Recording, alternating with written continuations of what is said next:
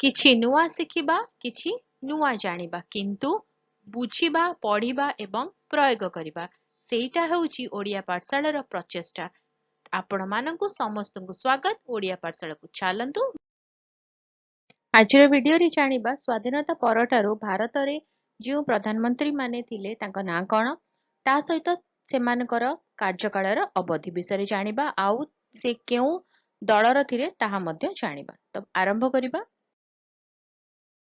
ଦେଶର ପ୍ରଥମ ପ୍ରଧାନମନ୍ତ୍ରୀ ଥିଲେ ଜବାହରଲାଲ ନେହେରୁ। ସିଏ ଥିଲେ କଂଗ୍ରେସ ଦଳର ଏବଂ ତାଙ୍କ କାର୍ଯ୍ୟକାଳର ଅବଧି ଥିଲା 1947 ମସିହାରୁ 1964 ମସିହା ପର୍ଯ୍ୟନ୍ତ। ତାଙ୍କ ପରେ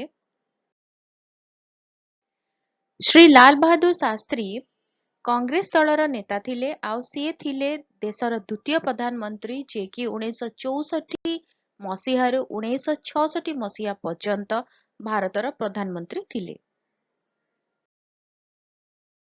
ଶ୍ରୀ ଗୁଲଜାରିଲାଲ ନନ୍ଦା ସେ କଂଗ୍ରେସ ଦଳର ନେତା ଥିଲେ। ତାଙ୍କ କାର୍ଯ୍ୟକାଳ ଥିଲା ଜାନୁଆରୀ 11, 1966 ରୁ ଜାନୁଆରୀ 24, 1966 ଏବଂ ମେ 27, 1964 ରୁ ଜୁନ 9, 1964 ମସିହା ମଧ୍ୟରେ। ଶ୍ରୀ ମୋରାରଜୀ ଦେଶାଇ ଜନତା ଦଳର ଅନ୍ତର୍ଭୁକ୍ତ ଥିଲେ, ଆଉ ତାଙ୍କ କାର୍ଯ୍ୟକାଳର ଅବଧି ଥିଲା 1977 ରୁ 1979 ମଧ୍ୟରେ। ଶ୍ରୀ ଚରଣ ସିଂ ଭାରତୀୟ ଲୋକ ଦଳର ନେତା ଥିଲେ, ଆଉ ତାଙ୍କର ଅବଧି ଥିଲା 1979 ରୁ 1980 ମଧ୍ୟରେ। ଶ୍ରୀମତୀ ଇନ୍ଦିରା ଗାନ୍ଧୀ, ଯିଏକି କଂଗ୍ରେସ ଦଳର ନେତା ଥିଲେ ଏବଂ ତାଙ୍କ କାର୍ଯ୍ୟକାଳ ଅବଧି ଥିଲା ଜାନୁଆରୀ 14, 1980 ମସିହାରୁ ଅକ୍ଟୋବର 31, 1984 ଏବଂ ଜାନୁଆରୀ 24, 1966 ମସିହାରୁ ମାର୍ଚ୍ଚ 24, 1977।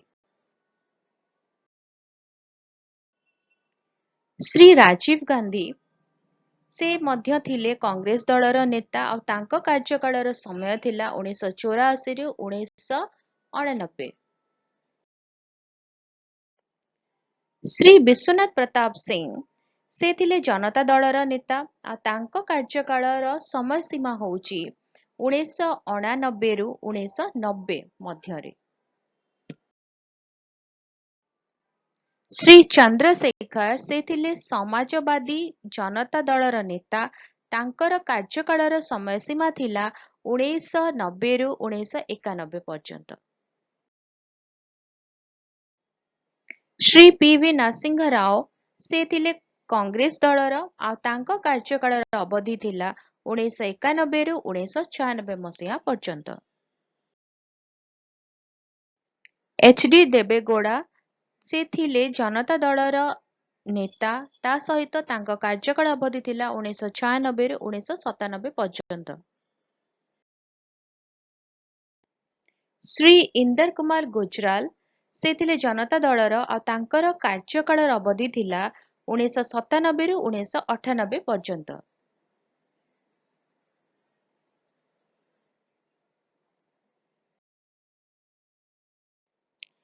ଶ୍ରୀ ଅଟଳ ବିହାରୀ ବାଜପେୟୀ ସେ ଥିଲେ ଭାରତୀୟ ଜନତା ପାର୍ଟିର, ଆଉ ତାଙ୍କ କାର୍ଯ୍ୟକାଳର ସମୟ ସୀମା ଥିଲା ମାର୍ଚ୍ଚ 19, 1998 ରୁ ମେ 22, 2004 ମସିହା ଏବଂ ମେ 16, 1996 ରୁ ଜୁନ 1, 1996 ପର୍ଯ୍ୟନ୍ତ। ଡକ୍ଟର ମନମୋହନ ସିଂ ହେଉଛନ୍ତି କଂଗ୍ରେସ ଦଳର ନେତା ଥିଲେ, ତା ସହିତ ତାଙ୍କ କାର୍ଯ୍ୟକାଳ ସମୟ ସୀମା ଥିଲା 2004 ମସିହାରୁ 2014 ମସିହା ପର୍ଯ୍ୟନ୍ତ। ବର୍ତ୍ତମାନର ପ୍ରଧାନମନ୍ତ୍ରୀ ଶ୍ରୀ ନରେନ୍ଦ୍ର ମୋଦି ବିଜେପି ଦଳର ନେତା, ତା ସହିତ ତାଙ୍କ କାର୍ଯ୍ୟକାଳ 2014 ରୁ ଆରମ୍ଭ ହୋଇଛି, ବର୍ତ୍ତମାନ ପର୍ଯ୍ୟନ୍ତ ସେ ଦେଶର ପ୍ରଧାନମନ୍ତ୍ରୀ ଅଛନ୍ତି। ତ ଆଜିର ଭିଡିଓରେ ଆମେ ଜାଣିଲେ ଆମ ଦେଶର ବରିଷ୍ଠ ନେତାମାନଙ୍କ ବିଷୟରେ, ଯେଉଁମାନେ କି ଦେଶର ପ୍ରଧାନମନ୍ତ୍ରୀ ଥିଲେ। ଭିଡିଓଟି କେମିତି ଲାଗିଲା ମୋତେ କମେଣ୍ଟ କରିକି ଜଣେଇବ। ଯଦି କିଛି ଶିଖି ହେଲା, କିଛି ଜାଣି ହେଲା, वीडियो टिके लाइक करदब वीडियो को अन्य सहित शेयर कर चैनल ले जो माने वीडियो देखुचंती आ सब्सक्राइब करिना चैनल को प्लीज सब्सक्राइब करी बेल आइकन को प्रेस करी ऑल नोटिफिकेशन को ऑन रखिता वीडियो अपलोड नोटिफिकेशन पहुंचबो आमे मिसे की पढ़ी परिबा जानि परिबा एवं बुझी परिबा ताले देखा हबा आगामी वीडियो रे भले रे रुह सुस्थ रे रुह मते अनुमति दियो बाय बाय।